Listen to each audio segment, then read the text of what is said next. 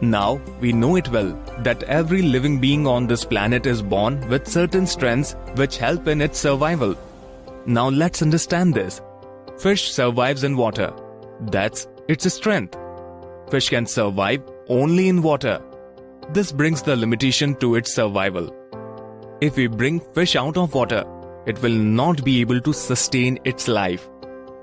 A deer can run faster than a lion or tiger. That is its strength. However, if deer gets caught by a lion or a tiger, then deer will not be able to protect its life simply because a deer is physically weaker than a tiger or a lion. That is its limitation. If you observe nature, you will see a combination of such strengths and limitations in every living being. Every life on this planet wants to live. Every life wants to survive in every situation. Living beings wants to avoid a situation that can put its life in danger. When faced with danger, living beings' strengths help them to survive in most of the situations. However, sometimes during such challenging times, their limitations may restrict them to win over these circumstances and may put their life in danger. As most of the living beings have been evolved only to fulfill their basic needs of survival, they are not evolved with an ability to overcome the various limitations that they experience. This is the reason that we see sometimes animals are unable to protect themselves from any uncertain events such as floods, forest fire, or even during seasonal events such as heavy rains or drought. We don't see animals building a house for themselves that will protect them from floods. Do you agree? We don't see animals building a water storage facility to protect themselves if there is a drought kind of situation.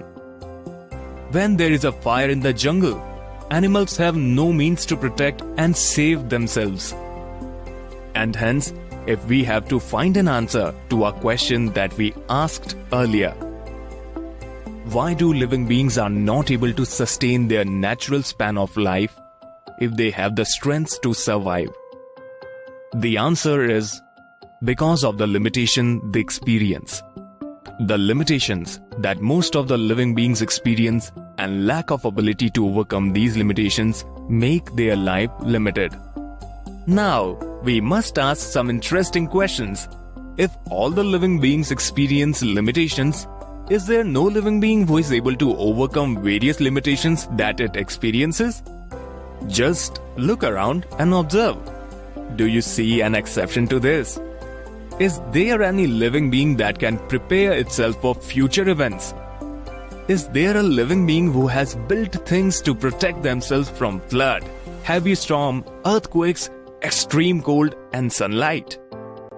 Is there a living being who has made storehouses to store water for not just few days, but even for few months?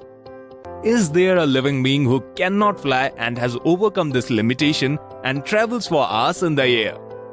Is there a living being who cannot swim beyond a few hours and has overcome this limitation and travels by sea for months together? Let's think.